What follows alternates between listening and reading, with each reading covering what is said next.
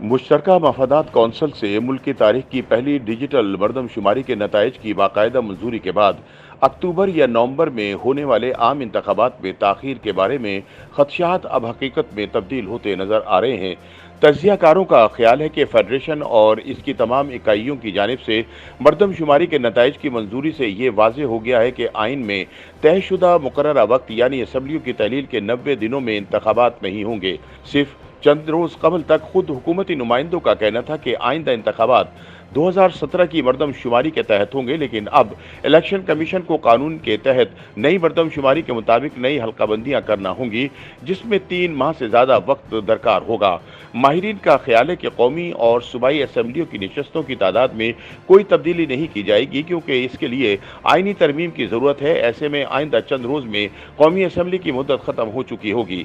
सहाफ़ी और तज्जियाकार मज़हर अब्बास कहते हैं कि मरदमशुमारी के नताइज पर बहस सियासी माहौल में घिरी हुई है, जो कि बड़ी बदकिस्मती है, क्योंकि मरदमशुमारी के तकनीकी पहलुओं को यकसर नज़रअंदाज किया जा रहा है। मज़हर अब्बास के मुताबिक अब ये इलेक्शन कमीशन पर मुनहसर है कि वो नई हल्काबंदियों का अमल कब मुकम्मल करता है। अगर इंतखाबात में ताख़ीर की जाती है तो इनके ख्याल में ऐसी सूरत में सुप्रीम कोर्ट का किरदार भी अहम होगा, और ऐसा लगता है कि अदालत इसमें बहुत ज़्यादा ताख़ीर की इजाज़त नहीं देगी। दूसरी जानिब वफाकी वज़ीर कानून आज़म नज़ीर तारड़ कह चुके हैं कि आइन के आर्टिकल 51 के तहत कौमी और सूबाई असम्बलियों के आम इंतखाबात इलेक्शन कमीशन की शाया करदा हल्काबंदियों की हदूद के मुताबिक कराए जाएंगे, और आइंदा इंतखाबात में कौमी असम्बली की जनरल नशस्तों में सूबों का हिस्सा तब्दील नहीं होगा। उनके बकौल इलेक्शन कमीशन को हदबंदी का अमल 120 दिन तक मुकम्मल करना है, और ये कमीशन का इख्तियार है कि वो मुश्तरका मफादात कौंसिल की जानिब से मरदमशुमारी के नताइज जारी करने के बाद कितनी जल्दी इस अमल को शुरू करते हैं। साबिक secretary election commission Kanwar Dilshad का कहना है कि मुश्तरका मफादात कौंसिल की जानिब से मरदमशुमारी के नताइज जारी करने के नतीजे में हल्का बंदियों के लिए 4 से 6 माह का अरसा लग सकता है।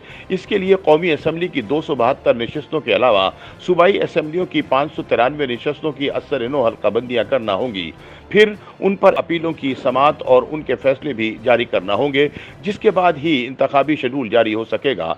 उन्होंने मजीद कहा कि इलेक्शन कमीशन के लिए आइन के आर्टिकल 224A और आर्टिकल 48 के तहत 90 रोज में इंतखाबात मुनक्किद कराना मुमकिन नहीं रहा। ये आइनी दफात कमीशन को असम्बलियों की तहलील के 90 रोज के अंदर इंतखाबात कराने का पाबंद करती हैं।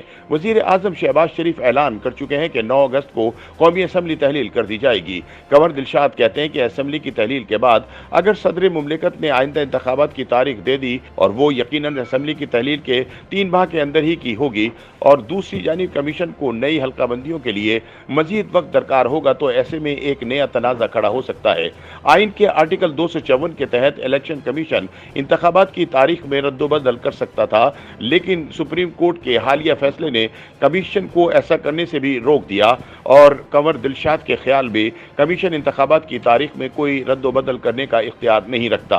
वजीर कानून आजम नज़ीर तारड़ कह चुके हैं कि नई हल्काबंदियों के लिए 120 दिन की ज़्यादा से ज़्यादा हद को फौरी और तेज काम करके कम भी किया जा सकता है। यूं आम इंतखाबात के इनेकाद के लिए मजीद 54 दिन दरकार हैं।